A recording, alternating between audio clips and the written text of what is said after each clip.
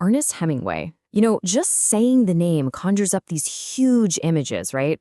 Big adventures, literary genius, and this very specific, rugged kind of man. He was an absolute titan of 20th century literature. But today, we're going to look past all that. We're going to deconstruct that incredible myth to find the real person who was kind of crushed underneath it all. Because that's the real question we have to ask, isn't it? Who was the real Ernest Hemingway?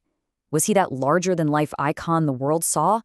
Or was that whole persona a fortress, a massive wall he carefully built to protect a man who was deeply, deeply wounded?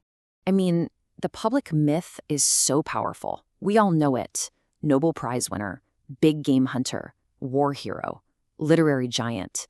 He didn't just write books. He basically created an entire archetype of what it meant to be a man for a whole generation. This is the Hemingway the world thought it knew. But, as always, the truth is just so much more complicated. The man behind that myth was actually forged piece by painful piece by a lifetime of incredible physical and psychological wounds. That persona wasn't just a persona. It was an architecture of endurance. So let's start where it all began. Let's look at the foundation of that architecture, his revolutionary writing style. Because it turns out it was forged in the really strange pressures of his childhood. Okay, so picture this. Oak Park, Illinois, a pretty rigid Victorian suburb. Hemingway's mother, Grace, had this practice. They called it twinning. She would dress young Ernest and his older sister in identical dresses with identical long hair. Now, many biographers argue that this created a really deep psychosexual wound that he would spend the rest of his life trying to overcompensate for. So yeah, he could not wait to escape that world. Instead of going to college, he gets a job as a cub reporter for the Kansas City Star. And honestly, this was the crucial turning point. The paper had this strict style guide, and it became his new Bible. The rules were simple. Use short sentences, use short paragraphs, use vigorous, direct English. It was the perfect antidote to the fussy, complicated world he'd just left behind. And that super disciplined, journalistic style, well, it evolved into his greatest contribution to literature, the Iceberg Theory. He had this idea that a story's real power, its dignity, as he called it, came from everything he left out. You only see the tip, maybe 1/8 of the story on the page. The rest of it, all the meaning, all the emotion, it's submerged, just beneath the surface. You feel it, but you don't see it. So how does this actually work? Well, it's got a few key parts.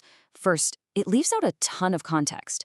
That forces you, the reader, to figure out what's really going on based on what people do, not what they say. It also has this intense focus on sensory details, which creates this kind of spotlight on a single moment. And all of that packs the real meaning deep, deep beneath the surface.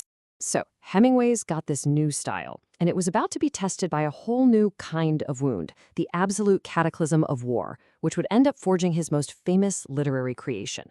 See, Hemingway went to World War I as a volunteer ambulance driver, and he was full of these, romantic, boyish ideas about heroism and glory. What he found instead was the brutal, horrifying reality of the Italian front. His illusions were just shattered, not only by the physical devastation, but also by a romantic betrayal when the nurse he fell in love with there left him for another man. And the scale of that physical trauma, it is just staggering. On July 8th, 1918, a mortar shell exploded right near him. He was hit with 220 pieces of shrapnel. 220. And despite that, he still carried a wounded Italian soldier to safety. That wound, it became the central event of his life and his art. So what do you do with a wound like that? Well, his response was to create the code hero. This is the character you see over and over and over in his work. It's a man who has been wounded, either physically or psychologically, but who lives by this very strict internal code. He faces a chaotic, meaningless world with what Hemingway famously called grace under pressure. But the wounds didn't just come from his youth or the war. As he got more and more famous, he was drawn into this secret world of international espionage, a world that would plant the seeds of his final, tragic paranoia. Now, this is a fact that stayed hidden for decades, and it's pretty wild. In 1940, because he was so strongly anti-fascist, Hemingway was actually recruited as an agent for the Soviet NKVD. That's the forerunner to the KGB. His codename was Argo. Now, to be clear, he never actually gave the Soviets any useful information, but the sheer breadth of his entanglements is just staggering. He was dealing with the NKVD, he was being monitored by the FBI, and he was working with the Office of Naval Intelligence. He even ran his own little amateur spy ring in Cuba, hunting for German U-boats from his fishing boat, the Pilar. He was playing a very, very dangerous game. And all of this, the childhood trauma, the war wounds, the secret life, it all started to converge in his final years. It was just a tragic cascade of injury and illness that would, in the end, completely destroy him.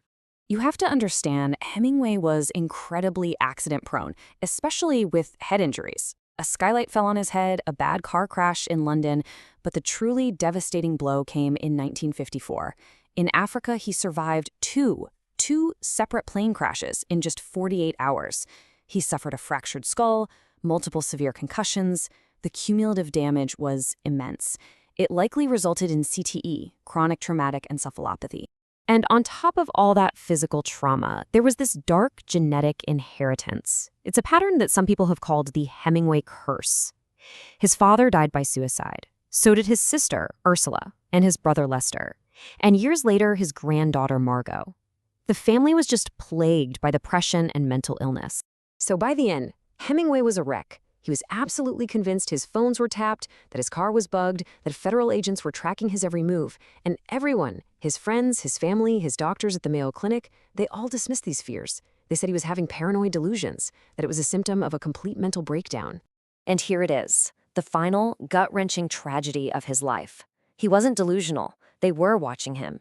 Declassified FBI files prove that J. Edgar Hoover had an active file on Hemingway, monitoring him right up until the day he died. His paranoia was completely justified, and no one believed him until it was far, far too late. So how do you make sense of all this? The man himself was destroyed, absolutely, but that architecture he built, his work, it endured. And in the process, it fundamentally reshaped all of modern literature. His influence is almost impossible to overstate. Think about it. Raymond Carver basically became a master of the Iceberg Theory. The hard-boiled, tough guy prose of Raymond Chandler, the gritty survival stories of Cormac McCarthy, they all owe a debt to Hemingway. Even Hunter S. Thompson used to type out Hemingway's novels just to feel the rhythm of the words. They are all his literary children. And maybe this one quote from his masterpiece, The Old Man and the Sea, just sums it all up perfectly. Man is not made for defeat. A man can be destroyed, but not defeated. That was the core of his life's philosophy. It's the central theme of his work. It's the whole principle of the Code Hero. It's that defiant spirit of endurance, even when you know destruction is coming. Which leaves us with one final question to think about. Now that we've seen the wounded man behind the myth, now that we know about the justified paranoia and the crushing weight of his history, how does that change the way we read his words? How does it change what we see under the surface of the iceberg?